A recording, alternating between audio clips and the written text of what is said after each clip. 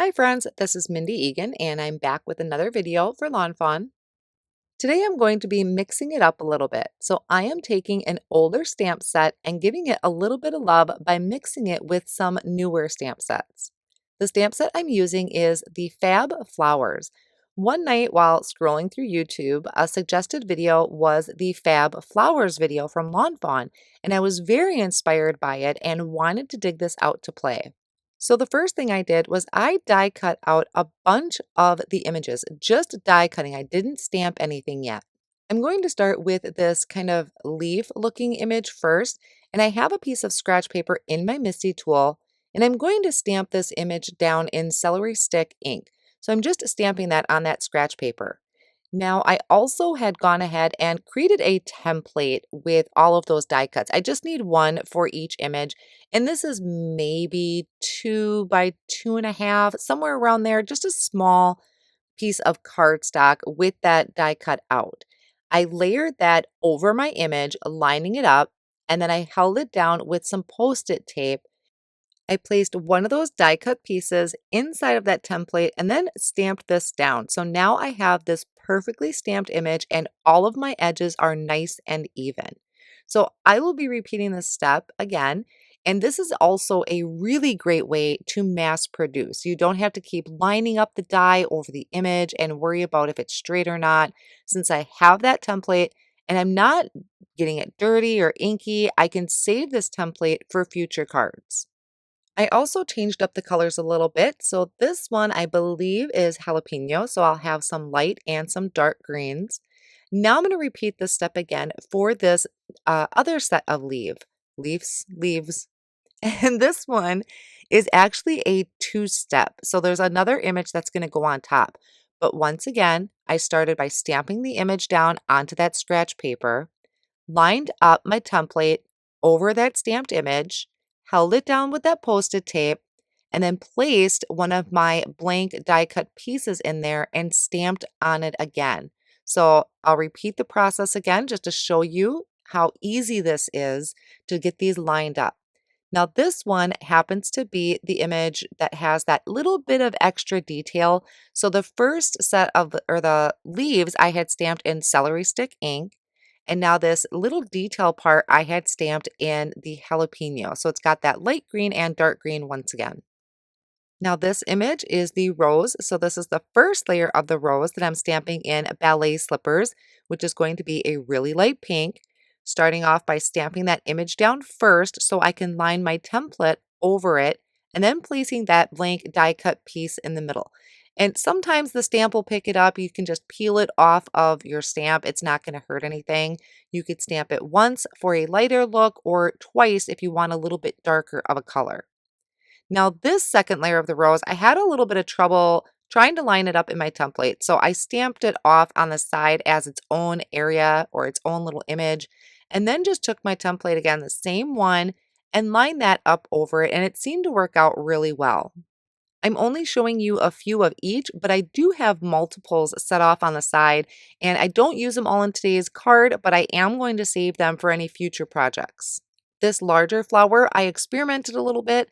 I started off, I think, by stamping in a merman or mermaid ink. The merman ink, I think I did. And I thought that was too dark at first, so I do switch it up and do kiddie pool instead. So I do have two different shades of blue flowers on my card. I actually kind of wish I would have stuck with the darker color, but they both look really pretty. So after I have a bunch of these done, I'm going to bring in the details. Now this one I did go ahead and line up inside of that same template and that same area I stamped in. And this one I'm just going to choose a shade darker. So when I used kiddie pool, I stamped it in merman ink, and when I had the darker base flower, I stamped it in peacock ink. So for this last flower here, this one's a little bit smaller. I started by stamping that base layer in butter ink, and then I'm going to bring in the second layer of this image and stamp it in sunflower ink. Once I have all of my images stamped out, I'm going to work on the rest of the elements on my card, starting with creating the basket for my flowers. I will be using the fruit basket die, and I'm die cutting this out of kraft cardstock. Then I'm going to take that die cut and I'm going to trace it onto another piece of kraft. I want to have a backing. I didn't want you to be able to see through the basket. So after I have that traced down, I'm going to just trim that out with my scissors. I'm going to add a little bit of color to my basket. This is the front part of the basket. So this is ink blending on some walnut ink. And then I'm going to layer these two together, or just for right now, get a look at how it's coming together. So that was trimmed down pretty good. If there is anything hanging over the edge, you can trim it down later or now with some scissors. So here is my idea. I wanted to have this basket of flowers. If you ever see those hanging baskets, mine isn't hanging over too much, but I just had this idea of a basket full of flowers for the front of my card. It was easier for me to go ahead and get my basket glued together, at least that bottom portion. Now I had it all arranged. I had the flowers arranged. If you were happy with your arrangement, you could take some press and seal and put that over your flowers to save that arrangement. I didn't think of it at the time, but it is a really handy tool. Now this background, I just quickly ink blended on some tumbled glass, leaving some white spots. I made big circles with my blending tool so that it did leave those open areas. And then here I have some wood grain cardstock, and I'm just rubbing over it with walnut ink, and that's going to really intensify the texture of that wood grain cardstock. Now that I have a pretty good idea about how my card is going to come together, I have kind of my base or my table that my basket of flowers is going to sit on. I'm going to start gluing my flowers down, and I'm starting with the very outer edge there to have them overhanging, and then starting to tuck flowers behind it. I am using a tape runner to do this because it's easier for me to remove them if I want to adjust it or just shift things around. It's easier to do that with a tape runner than if you were using liquid glue.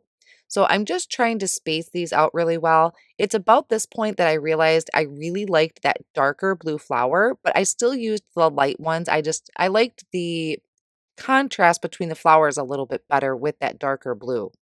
Now I couldn't resist adding some of these cute little mice to my scene. So I have some mice from Dandy Day and Bubbles with Joy. And then I also have some clouds here from All the Clouds stamp set. I also have a mouse on here from You Autumn Know, I believe is the stamp set, but I didn't end up using him. I think that's the jumping one. So I'm coloring these with Copic marker. I had stamped them out on 80-pound white cardstock with jet black ink, and I'm using E44, 43, and 42 to color the body of my mice. And then I have E50 for the belly, and I did R21 for the nose and the ears. And I did a YG13 for my little dandelion, which I thought was a really cute fit to go with my basket of flowers. I didn't do any coloring to the clouds. I just left them completely plain white, but you could add a little bit of blue shading towards the bottom if you wanted to add some color to those. Now, I didn't think of it at the time, but I think adding some small little butterflies would have been really cute to put around my mice and my basket of flowers. After I have my images all colored in, I'm going to take the coordinating dies, line them up, hold them down with that Post-it tape, and run this through my die cut machine. So here's what my scene is looking like so far. I have a couple clouds here off on each side. I have a sentiment off of the garden before and after, just kind of lining it up where it's going to go. Now I did go ahead and attach the clouds and also the base piece because those weren't going to be moving. Those were kind of my fixed points on the card at this point. I also have a stitched rectangle frame die cut from white cardstock. I die cut it twice to make sure it was kind of nice and solid and stable, and I attached that with some liquid glue. Before I do anything else, I need to stamp my sentiment to make sure I have room for it. So I trimmed off the clouds that were hanging off the edge of the card. I have this sentiment here off of the garden before and after that I'm just making sure is nice and straight using my MISTI corner tool. Once I'm fairly certain this is nice and straight, I can pick that up with the door of the MISTI, remove that MISTI corner, and then I will ink this up with jet black ink, or you can use black licorice ink. And to make sure that it is a nice crisp stamped sentiment, I'm going to stamp it twice. After I have that stamped down, I can start putting together my card. And I will start doing that by gluing down my basket of flowers. I am just going to use a tape runner to glue the flowers down. I thought about doing foam squares, but I really wanted to pop up the frame more than anything. So for the flowers, I'll just go ahead, add tape runner behind that. and I can add that to the front of the card, kind of off on the side because I want to make sure I'm leaving room for my mice. Once this is attached down, which I will have kind of hanging off of the edge of the card a little bit because I really like that look, I am going to take some foam and trim it down into really thin strips. And I'm going to add those strips behind that stitched frame. So that's another reason why I had die cut that stitched frame twice. I wanted to make sure it was nice and stable and solid so I could add that foam tape behind it. And then I can add this to the front of my card. The last thing I need to do is just add my cute little mice, which I will be doing with little foam squares and adding them around the basket. And I thought it was just so adorable with that mouse that is floating down with the dandelion. I think that was just a really super cute added element to go with my basket of flowers. And if you've never tried adding ink to your textured cardstock, give it a try. I think it is a really great technique to just bring out the details of that cardstock. So while I made this a general occasion card, I think it would make a really great Mother's Day card. That finishes up my card project for today. I hope you enjoyed a couple of these smaller techniques and things you can do to your card to help just kind of dress it up a little bit, and also taking a look at your stamp sets and combining some new and old sets together. Thanks for watching, and see you again soon.